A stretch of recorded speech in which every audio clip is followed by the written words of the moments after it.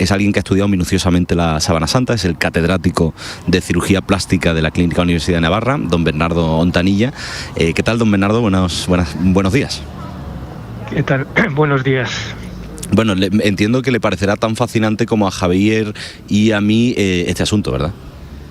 Sí, es algo sorprendente lo que tenemos delante. Este objeto de estudio pues es realmente admirable, sí, o sea, es inexplicable la formación de la imagen, como han comentado antes, y hay contradicciones. El carbono 14 pues realmente pues no todo el mundo lo acepta el resultado, y en mi opinión debería de repetirse en otra zona que sea más idónea y que no sea una zona reparada, porque contiene no solo fibras de lino que habría que datar de cuándo son, sino también fibras de algodón. Me parece ser una reparación que se hizo pues en aquella época después de un incendio, ¿no? Entonces no se pudo escoger zona peor para estudiar el carbono 14. Entonces, ¿Por qué no nos explica, profesor? Porque claro, el carbono 14, yo sé que cualquier contenido orgánico, no sé cómo es la fórmula, pero al paso del tiempo hay cierta cosa que va adquiriendo que se puede medir. Pero claro, usted decía algo del algodón, y es que la sábana santa podría haber sido manipulada en algún momento y haber obtenido trazos orgánicos y que las fechasen en 1200 y pico, 1300, ¿no? Sí, hubo un incendio en Lirey y se fundió la plata que contenía la urna, que contenía la síndone. Entonces provocó una serie de defectos a lo largo de la tela de forma simétrica, ¿no? Entonces la gente pues echó agua encima de la sendera para apagar aquel incendio, ¿no?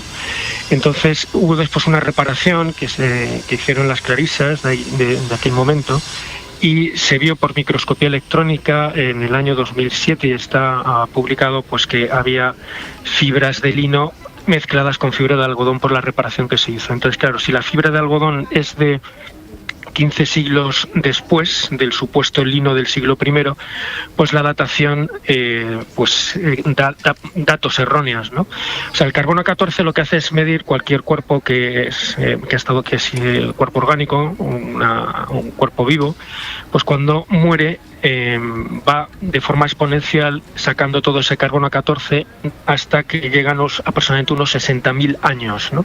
Cuando ya deja de haber carbono 14 en el cuerpo que estuvo vivo. Entonces la datación suele ser bastante exacta. Este error de 1260-1390 pues es un poco llamativo, ¿no? Entonces el tema crucial o el dato crucial es la aparición de esas fibras de algodón mezcladas con las fibras de lino en la reparación que hubo después del incendio, ¿no? Por eso decía que no fue el mejor sitio para extraer la muestra y hacer ese tipo de análisis, ¿no?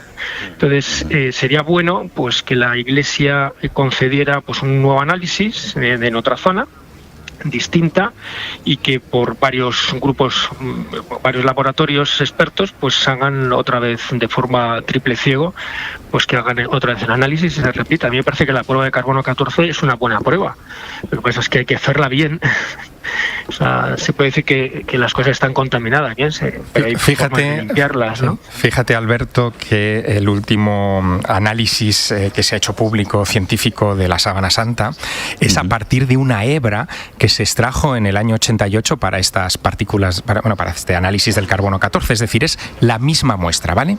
Bueno, pues de ahí se saca un pequeño hilo de 1 milímetro por medio milímetro, o sea, imagínate de lo pequeño que estamos hablando, y también ha evolucionado mucho la ciencia sobre esto, evidentemente, y el Consejo Nacional de Investigación de Italia, a través del Instituto de Cristalografía, hizo un análisis con rayos X, con una variante de los rayos X que permite entrar en las moléculas que forman el tejido para datarlo.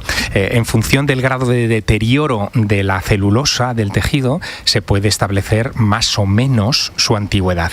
Y sobre la misma muestra que el carbono 14 ha datado en la Edad Media, el Instituto de Cristalografía italiano hace 2 años la ha datado en el siglo I de nuestra era, aproximadamente, ¿no? Por lo tanto, sobre el mismo origen de la información tenemos 2 análisis meridianamente opuestos.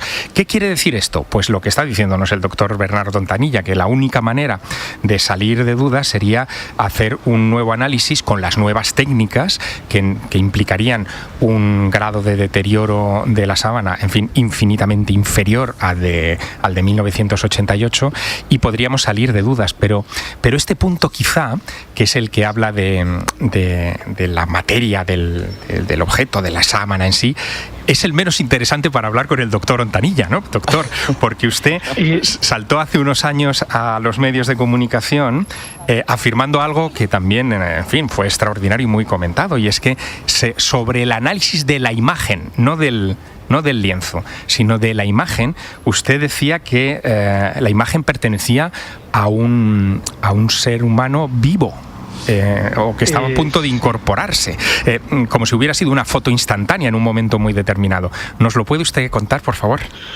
Sí, pero antes de contarlo me gustaría hacer algún comentario sobre el estudio que se está, que está viendo bastante publicidad de la técnica WAX que acabas de comentar. Uh-huh. Es una técnica, que vamos a ver, este estudio tiene algunas debilidades externas y algunas debilidades internas. Me gustaría comentarlas antes de decir yo lo que comenté hace un par de años, si no se importa, ¿no? Entonces, vamos a ver, esta técnica WAX lo que hace es ver el perfil de la difracción de los rayos X que cambian con el tiempo cuando se atraviesa las fibras de celulosa, ¿no? La estructura molecular de la celulosa, ¿no? Llama la atención que este estudio está publicado en una revista de lo que en el mundo de la medicina y de la ciencia denominamos predadoras, que son las MDPI, que tiene sede en Suiza y que pagando pues publicas, casi no tiene ni revisión por pares. Esto es importante porque es que si no, puede haber cierta dificultad a la hora de publicar temas importantes como es la síndrome de Turín, pues en publicaciones científicas en revistas serias, pero cuando uno publica en una revista que es poco seria, es una pena, ¿no? Y es el caso, en la revista Heritage, pues es una revista predadora de la MDPI. También llama la atención que los propios autores, porque esta es la conclusión, el último artículo de una serie de trabajos que ellos hacen, pero llama la atención y poderosamente la atención que no citen a la persona que precisamente dijo que la técnica de WAX, Wide Angle X-Ray Scattering, fuera utilizada en la síndrome de Turín, que lo hizo una persona que es Kalyanaramanan en 1991, y no se le cita. Si uno va a su trabajo, pues ve este estudio, este tipo de técnicas y él sugiere en concreto que se haga en la síndrome de Turín, ¿no? No está validada esta técnica para ver la antigüedad de objetos. O sea, esto no estoy haciendo una crítica mordaz, no, estoy diciendo las debilidades que puede tener, aunque puede ser una técnica a estudiar y a desarrollar, por supuesto, ¿no? Entonces, incluso se dice que por fin ya hay un contraste entre lo que dice el carbono 14. Bueno, los autores no concluyen que sea del siglo I, más aún. La primera publicación en el año 91 dice que esta técnica no es válida más allá de los 2000 años. Estos nuevos autores pues dicen que más allá de los 3000. De los 3000, no sé, sí, exacto.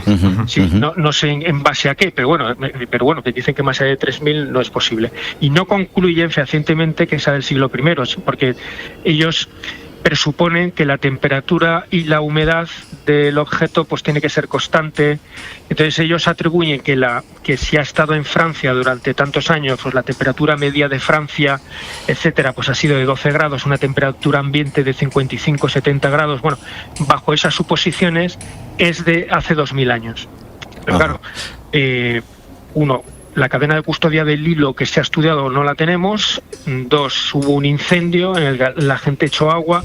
Bueno, hay cosas para discutir. Claro. O sea, es una técnica que hay que ponerla en el objetivo, que hay que decir, bueno, oye, vamos a por ella, vamos a desarrollarla bien, vamos a validarla. Vale, o sea, en el ranking, en el ranking tendríamos todavía que considerar, evidentemente, los análisis hay que considerarlos, pero que los autores no han demostrado, ni ellos lo dicen en sus conclusiones, ocasiones hablan de probablemente. No, digo porque es que si no confundimos también a la audiencia diciendo ya por fin se ha demostrado que los autores lo dicen, ¿no? O sea, hay que validarla, hay que estudiarla, si se pudiera repetir el carbono 14, pues sería interesantísimo. O sea, bueno, a mí me parece que profesor, si esto al final se llama la sección de Misterio con Sierra porque hablamos de cosas que todavía no sabemos si son ciertas o no del todo.